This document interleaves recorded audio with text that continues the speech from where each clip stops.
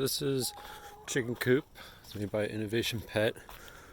It's actually white when we bought it, but before I put it all together, I painted the side pieces green to match the shed in the house, but also seemed like they used like watercolor paint or something like that. It was pretty crappy paint.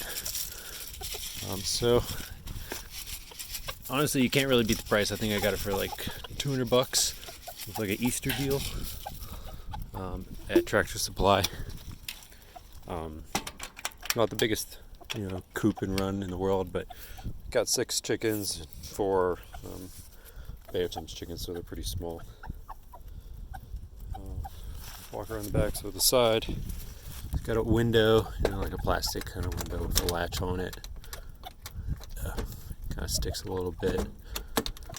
You can see there's some pretty decent cracks in it, which isn't a big deal. It's kind of nice for the winter, but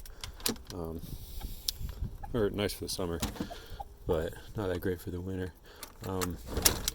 Did notice that when you open the window, there is it's not really hard. They act like it's going to protect from critters and maybe a cat, but other than that, it's this stuff is pretty thin. So if you live in an area out in a pretty rural area and you got like coyotes and stuff like that, wouldn't recommend this one. Does have a tray on it. Pull it out to empty out the litter and all that. I will say it's kind of dumb because the roosting bars are in here, which you can pull them out if you want. But then like this piece isn't moving, obviously, so like it tends to, like, when you pull it out, build up, and you gotta put your hand in there, scoop it out, and all that kind of crap. The roof is pretty nice, I will say. Seems to be holding up pretty well. I've had this for almost a year now. We got it in April-ish. I did, whenever I put all this stuff down, I did put like a line of like roofing caulk, like that black tarry kind of stuff, and all along all these edges before I screwed it down, to hope, because otherwise when water comes down, it's going to get in the crack. And this is 2-part here, so hopefully that will help try to keep this going for longer than a couple of years. You can see I cut a hole in the cloth on one side for this, just a simple PVC elbow. Nothing too fancy, just holds the food. Honestly, the main reason why I did is just because they didn't have too much room in there, when you put 2 feeders down below. So I built this water, just a 5-gallon bucket, food grade one, and then put on some PVC pipe and the waters. It is winter though, so I don't have this filled up, and that's why you saw the heated waterer in here. I bought that. It's got a timer and a light in here, with the extension cord coming in. So obviously the water is always on, but the light is on the timer. Has this ventilation, which is nice for the summer.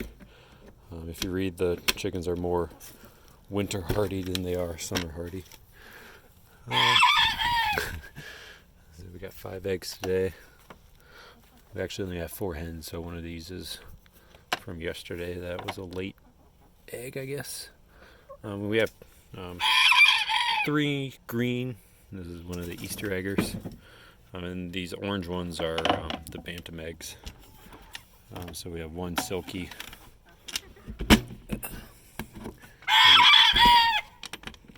One silky hen, 1 silky rooster, and and then a cochin hen. I will say, this was working really well, during the summer. Seems like in the winter, things are warping a little bit. This is binding up a little bit. It's not actually the bedding here. I've cleaned all that out before and tried to put it all back together, but it's just seems like it's soaked up some moisture or something like that.